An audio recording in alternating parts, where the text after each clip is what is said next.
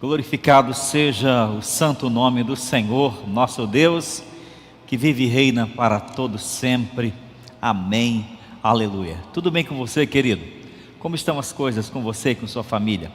Eu espero que esteja tudo muito bem. E eu quero convidar você a abrir a palavra de Deus. Se você tem uma Bíblia agora, eu te convido a abri-la na carta que escreveu o apóstolo Paulo aos Romanos. Romanos capítulo 8, apenas o verso 28 para a nossa reflexão nesta noite. Carta que escreveu Paulo aos Romanos, capítulo 8, verso 28, assim está escrito na palavra de Deus: sabemos que Deus faz com que todas as coisas cooperem para o bem daqueles que amam a Deus, daqueles que são chamados segundo o seu propósito. Louvado seja Deus. Mais uma vez, sabemos que Deus faz com que todas as coisas cooperem para o bem daqueles que amam a Deus, daqueles que são chamados segundo o seu propósito. Louvado seja o Senhor. Meu querido irmão, minha querida irmã, é incontestável que Deus é bom. Deus é bom o tempo todo. Em 1 Crônicas, capítulo 16, verso 34, está escrito: rendei graças ao Senhor, porque Ele é bom. No Salmo 145, verso 9, também é dito: o Senhor é bom para todos. O Salmo 23 descreve Deus como um pastor, cheio de ternura, de bondade, um Deus que protege, que guarda, que guia, que supre as necessidades de suas ovelhas. Deus é bom, Ele tem planos bons para o seu povo. Jeremias 29:11 diz: eu sei que pensamentos tenho a respeito de vocês, diz o Senhor, pensamentos de paz e não de mal. Deus é bom para nos dar boas coisas. Jesus diz em Mateus 7:11: ora, se vocês que são maus sabem dar coisas boas a seus filhos, quanto mais o vosso Pai que está no céu. Deus é bom e está preparando o melhor para nós na eternidade. Jesus disse em João capítulo 14, verso 3, que foi preparar lugar, e quando Ele preparar lugar, virá para nos receber. E em 1 Coríntios 2:9, Paulo diz, como está escrito, que nem olhos viram, nem ouvidos ouviram, nem jamais penetrou no coração humano o que Deus tem preparado para aqueles que o amam. Glorificado seja o Senhor. Deus é totalmente bom, e se importa comigo, se importa com você também. Porém, você deve perguntar: se Deus é totalmente bom, pastor, então por que coisas ruins acontecem? Por que coisas ruins acontecem no mundo? Esse é o grande dilema da chamada teodiceia. Se Deus é todo poderoso, se Deus é justo, se Deus é bom, então por que Ele não acaba com todo tipo de mal? Porque doenças, pandemias, desempregos, adversidades vêm sobre a vida do seu povo, do povo de Deus. Os ateus criam aqui uma espécie de falsa aporia, porque dizem assim: ou Deus não é totalmente poderoso para controlar todas as coisas, ou então Ele não é totalmente bom. Mas essa é uma falsa aporia, um falso paradoxo. Não há hipótese alguma, nenhum conflito entre a bondade e a misericórdia de Deus, entre o poder e a bondade de Deus, e entre a justiça e o amor de Deus. Ele é totalmente bom, totalmente poderoso o tempo todo. Mas isso não significa que você e eu não passemos por provas. Isso não é a negação das adversidades da vida. Nós sabemos que na prática e na palavra de Deus, Deus em sua infinita sabedoria às vezes permite adversidades e sofrimentos na vida de seu povo, por razões que só Ele conhece plenamente. Por exemplo, Deus não impediu que Mesaque, Sadraque e Abednego fossem lançados na fornalha de fogo. Ele também não impediu que Daniel, sendo um homem piedoso e justo, fosse lançado na cova dos leões. Deus também não impediu que o jovem e inocente José fosse vendido, tratado como escravo, sofresse bastante nas mãos de seus irmãos, dos egípcios. Por exemplo, Deus não impediu os inúmeros sofrimentos pelos quais passou Davi, quando foi perseguido por Saul, teve uma família desestruturada, sofreu com os próprios filhos. Deus não impediu, por exemplo, que Lázaro, amicíssimo de Jesus, adoecesse e morresse. Deus não impediu que Paulo, o grande herói da fé, também fosse preso inúmeras vezes, açoitado outras tantas vezes, enfrentando naufrágio outras tantas vezes. Deus não impediu. E por que Ele permitiu? Por razões que na verdade só Ele compreende e só Ele entende plenamente. Mas é preciso que entendamos que mesmo quando coisas ruins acontecem na minha vida e na sua vida, elas não estão fora do controle de Deus. Nada aconteceu porque Deus não viu, porque Deus não percebeu nada disso. Todas as coisas estão sob o controle eterno do grande autor do universo. E nem tampouco as coisas ruins não aconteceram porque Deus não foi capaz de dominar o mal, porque todo tipo de mal está sob o controle de Deus. Ele ainda é bom, muito bom, mesmo quando as coisas vão mal comigo e com você. Eu falo isso, sabe por quê? Esta semana morreu uma conhecida cantora gospel de Covid-19. E a mídia, principalmente o pessoal nas redes sociais, ficaram fazendo críticas de algumas frases que ela supostamente teria dito, de que sendo crente, a casa das pessoas, nem a casa dela seria atingida pela doença, seriam atingidas pela doença. Eu não sei se ela disse isso, mas se disse estava equivocada, e qualquer um que diz isso está equivocado. Filhos de Deus também adoecem, filhos de Deus também passam por problemas, filhos de Deus também enfrentam sofrimento, filhos de Deus também enfrentam adversidades. Estar numa relação correta com Deus, ser um verdadeiro filho de Deus, não implicará necessariamente que nunca mais enfrentaremos problemas e adversidades na vida. Deus, em sua infinita sabedoria, permite, segundo a sua inefável e inerrante sabedoria, permite que adversidades ou situações, coisas ruins às vezes nos alcancem, nos atinjam, mas sob o controle, sob a direção dEle, principalmente nessas horas, Ele continua sendo bom. Talvez você me diga assim: pastor, mas como Deus continua sendo bom comigo? Agora eu estou doente. Pastor, como Deus continua sendo bom comigo? Agora eu estou desempregado.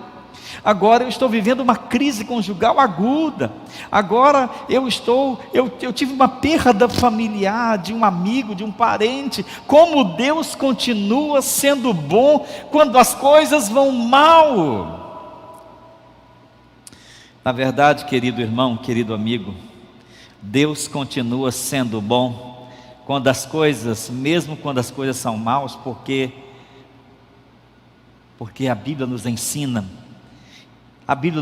que Deus usa, que Deus trabalha, que Deus opera, que Deus age em todas as circunstâncias para o bem do seu povo. E foi exatamente isso que disse o apóstolo Paulo no texto que nós acabamos de ler. Deus faz com que todas as coisas cooperem para o bem daqueles que amam a Deus e que são chamados segundo o seu propósito. Veja, Deus faz, não são as coisas em si mesmo, o destino em si mesmo, ou a sorte. É Deus faz, Deus usa as circunstâncias e adversidades para o bem do seu povo. E como Deus faz isso? Como Deus faz isso? Primeiramente, Deus usa o sofrimento para transformar as nossas atitudes em relação a nós mesmos. Veja bem, primeiramente Deus muitas vezes usa os sofrimentos e as adversidades para transformar as nossas atitudes em relação a nós mesmos.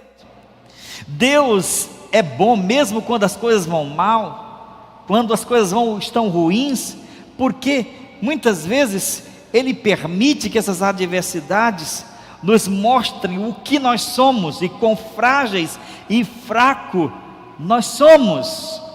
Ele nos humilha e afasta de nós conceitos irreais, ilusões, atitudes de orgulho. Você sabe de uma coisa? Se há uma lição que essa pandemia deu em toda a humanidade,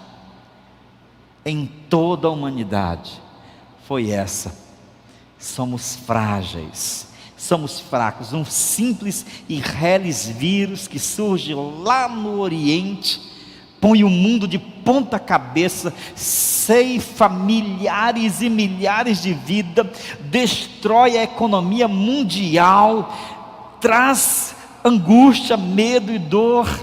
Essa lição desse sofrimento nos mostra que nós devemos aprender a nos enxergar e a olhar para nós mesmos a partir daquilo que nós somos e não de ilusões. Essa pandemia tem quebrado o orgulho da humanidade. Essa pandemia tem quebrado a vaidade da humanidade. Mostra que nós somos frágeis, tão débeis, tão vulneráveis. A nossa própria vida é como um vento. Pobres e ricos, brancos ou de qualquer outra cor, o sofrimento não faz distinção, mas o sofrimento pode ampliar o nosso campo de visão quanto a nós mesmos. Em vez de nos deixar sem esperança e sem controle, ele revela o que sempre fomos: vulneráveis e eternamente dependentes de Deus. O sofrimento nos mostra que na verdade, nossa vida está nas mãos de Deus. Às vezes a gente fica se perguntando quando assiste reportagens de pessoas jovens, aparentemente saudáveis, que enfrentaram a Covid-19 e faleceram. Por outro lado, pessoas idosas com muitas comorbidades que lutaram contra essa mesma enfermidade e venceram.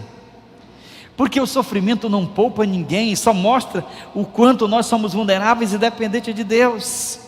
Ele nos faz perceber que a nossa vida está nas mãos de Deus. É Deus quem dá, é Deus quem tira. Mas o sofrimento pode trazer à tona o pior de nós, quando gera revolta, quando gera sentimento de amargura, quando gera falta de fé, quando gera a insensibilidade. Mas também pode nos fazer nos enxergar. Somos frágeis, somos fracos e precisamos de Deus. E é por isso que Deus usa o sofrimento para que a gente enxergue as nossas atitudes em relação a nós mesmos. Talvez você que está me assistindo agora nunca considerou buscar a Deus, vivia a sua vida assim a 1000 por hora, trabalhando de manhã, de tarde, de noite, correndo para cima e para baixo, imaginando que ia ganhar o mundo todo, que ia ter projetos e mais projetos, e aí vem uma situação dessa e faz o mundo todo parar, inclusive a sua vida. Talvez isso sirva de alguma forma, esse sofrimento que enfrentamos enquanto humanidade, para enxergar que nós não somos o que nós pensávamos que éramos, Pelo contrário, somos pequenos e frágeis, necessitados e carentes da bondade e do cuidado de Deus. Em segundo lugar, Deus é bom mesmo quando as coisas vão mal, porque Deus usa o sofrimento para mudar completamente nosso relacionamento em relação às coisas boas da vida. Não é só em relação a nós, mas também em relação às coisas boas da vida. Muitas vezes nós, acarretados com os nossos projetos pessoais, com a vida que levamos, tão super ocupado com os afazeres, com os sonhos, com os projetos, nós tornamos aquilo que buscamos o fim, o propósito da nossa própria existência. Há pessoas que transformaram sua profissão, seu trabalho, a verdadeira razão de existir. Há pessoas que transformaram o dinheiro, a conquista, o status social, no fim, no propósito supremo de sua existência. Há pessoas que, por exemplo, transformaram o dinheiro, o poder, a riqueza, no propósito máximo de sua vida. Dinheiro, poder, status, profissão, trabalho não são coisas más, são coisas boas quando elas colocadas no lugar delas, de uma forma submissa ao senhorio de Jesus na nossa vida. Mas quando nós enfrentamos os sofrimentos, e quando nós paramos, quando nós emperramos ante a dor, ante as adversidades da vida, e aí nós olhamos ao nosso redor e vemos que todo o investimento da nossa existência era inútil, era à toa, porque tudo se desmorona facilmente, como uma nuvem frágil, pode ser dispersa por um simples vento. Tudo o que construímos durante anos pode ser rapidamente disperso. E aí nós passamos a olhar para as coisas boas da vida, não mais como centro, não mais como propósito, não mais como objetivo da nossa vida. Passamos a perceber que o verdadeiro propósito da nossa vida, o sentido, a direção para o qual fomos feitos, ou para a qual fomos feitos, não é para essas coisas. Devemos buscá-las, mas colocá-las sob o controle, no lugar que elas têm que estar, mas sob o controle de Deus. O propósito da nossa vida é viver para Deus, é amar a Deus, é servir a Deus, é cuidar da nossa família e do próximo. Quando nós enfrentamos os sofrimentos, nós aprendemos a colocar os valores em sua devida escala, a reajustar, reprogramar a nossa escala de valores que estava completamente equivocada. E Deus usa sofrimentos para mudar completamente o nosso relacionamento com as coisas boas da vida, para fazer com que a gente ajuste corretamente e coloque no alto de todas os nossos valores, como centro de tudo, não a profissão, não o dinheiro, não os estudos, não o status, não o prazer, não qualquer outra coisa, mas Jesus Cristo como o único e suficiente Senhor da nossa vida. Louvado seja Deus. Em terceiro lugar, Deus é bom o tempo todo, mesmo quando as coisas vão mal, porque Deus usa o sofrimento para fortalecer nosso relacionamento com Ele. Exatamente isso. Deus usa os sofrimentos para nos fortalecer, para fortalecer o nosso relacionamento com Ele. C.S. Lewis estava absolutamente correto ao afirmar que Deus sussurra em nossos ouvidos nos tempos de prosperidade, mas nas adversidades Ele grita, Ele clama pela nossa presença. O sofrimento de fato testa a nossa relação com Deus. Certamente nós podemos sair depois de um sofrimento, sair irados, amargurados com Deus, mas também podemos sair muito melhores, muito mais maduros, de tal modo que a nossa amizade com Deus se aprofunde. Quando as coisas estão bem, você não sabe se você ama Deus de verdade, ou se o ama apenas por aquilo que Ele te dá. Por exemplo, quando as coisas estão bem, nós adoramos, nós cantamos, nós oramos a Deus, nós o servimos, mas nós fazemos isso por aquilo que Deus dá? Seria pelas coisas?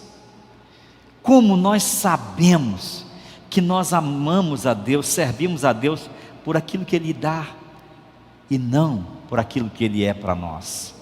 Sim, porque se eu soubesse que meus filhos me amam apenas por aquilo que eu dou a eles, isso seria extremamente esmagador.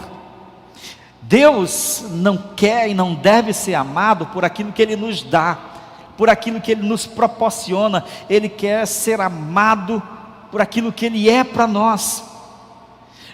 Jó foi tentado exatamente nessa dimensão, quando o diabo se chegou a Deus, e Deus disse para ele: você viu meu servo Jó, homem reto e íntegro, que se desvia do mal? E o diabo então sugeriu que Jó só era esse homem íntegro, reto, que se desviava do mal, que amava a Deus só por aquilo que Deus lhe dava. Jó era um homem rico. O diabo então disse: então, pois é, mas tu dás tantas coisas para ele, eu quero ver se ele ficar sem as coisas que tem, se ele é capaz ainda de te amar assim. E Deus vai permitindo que o diabo vá tocando em Jó, tirando as coisas dele, para no final ele descobrir, o inimigo descobrir, que o amor de Jó a Deus não estava pelas coisas.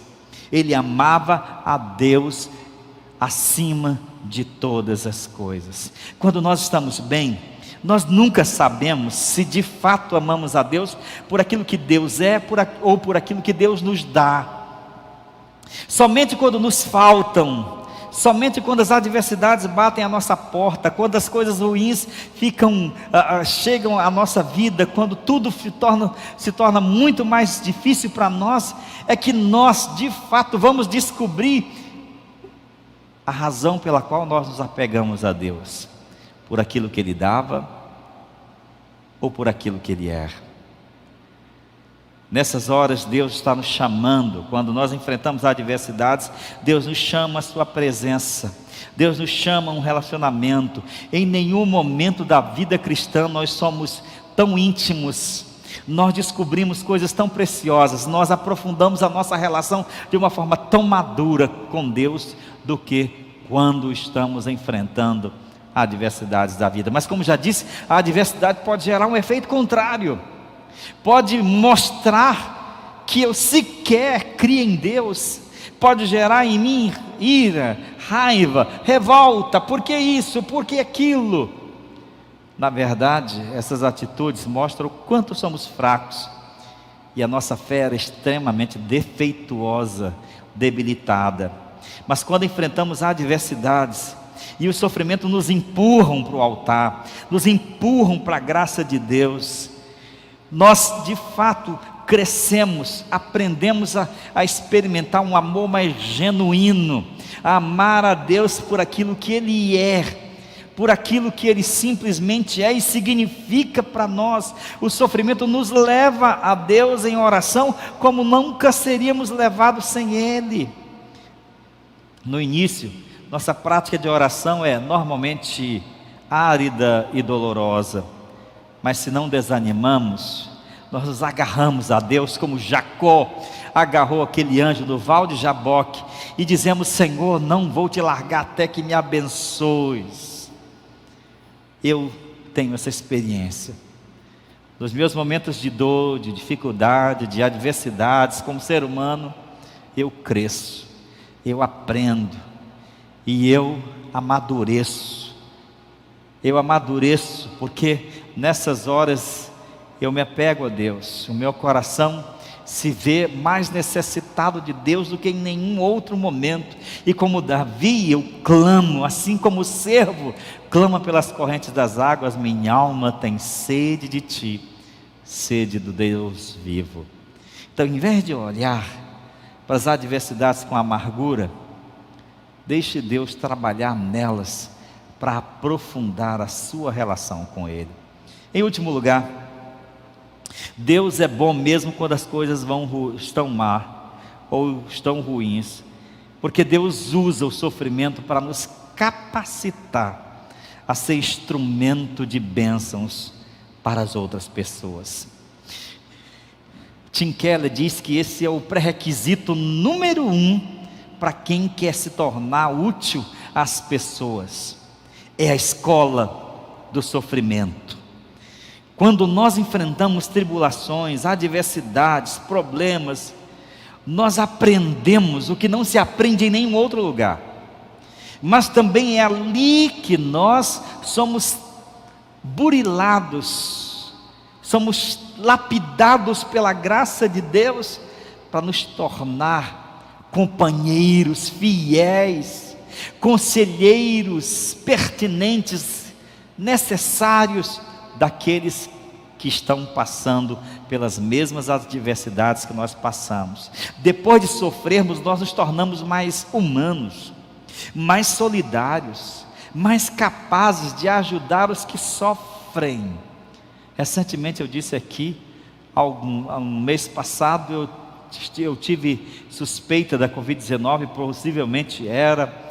Enfrentei um período de isolamento, de medicação, graças a Deus me recuperei, mas fiz uma peregrinação nos hospitais, conheci pessoas e dramas de pessoas, dificuldades, e sei o que aqueles que estão enfrentando os mesmos problemas que enfrentei, estão passando agora. Quando a gente enfrenta as dificuldades, o sofrimento produz em nós humanidade, solidariedade e muitas vezes sabedoria, para lidarmos e para olharmos aos problemas dos outros com mais empatia, se colocando no lugar do outro. Paulo nos fala exatamente sobre isso. Em 2 Coríntios capítulo 1, verso 3 a 7, ele diz assim: bendito seja o Deus e Pai de nosso Senhor Jesus Cristo, o Pai de misericórdia e Deus de toda consolação. É Ele quem nos conforta em toda a nossa tribulação, para podermos consolar os que estiverem em qualquer angústia, com a consolação com que nós mesmos somos contemplados por Deus. Porque assim como os sofrimentos de Cristo se manifestam em grande medida a nosso favor, assim também a nossa consolação transborda por meio de Cristo. Mas se somos atribulados, é para o vosso conforto e salvação. Se somos confortados, é também para o vosso conforto, o qual se torna eficaz, suportando vós com paciência os mesmos sofrimentos que nós também padecemos. A nossa esperança a respeito de vocês está firme, sabendo que vocês são participantes dos sofrimentos, assim como serão da consolação. O que o apóstolo diz aqui é exatamente isso. O caminho, o percurso doloroso do sofrimento, da adversidade, me preparou, me capacitou para ser uma bênção e um instrumento na vida daqueles irmãos de Corinto, consolar com o mesmo consolo que ele havia recebido do Senhor.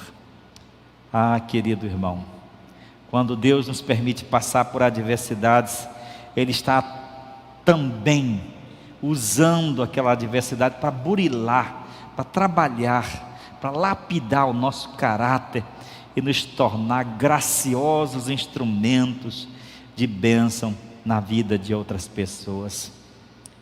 E é por essa razão que George MacDonald diz assim: o Filho de Deus sofreu até a morte, não para que os homens não sofressem mais, mas para que o sofrimento deles fosse igual ao seu.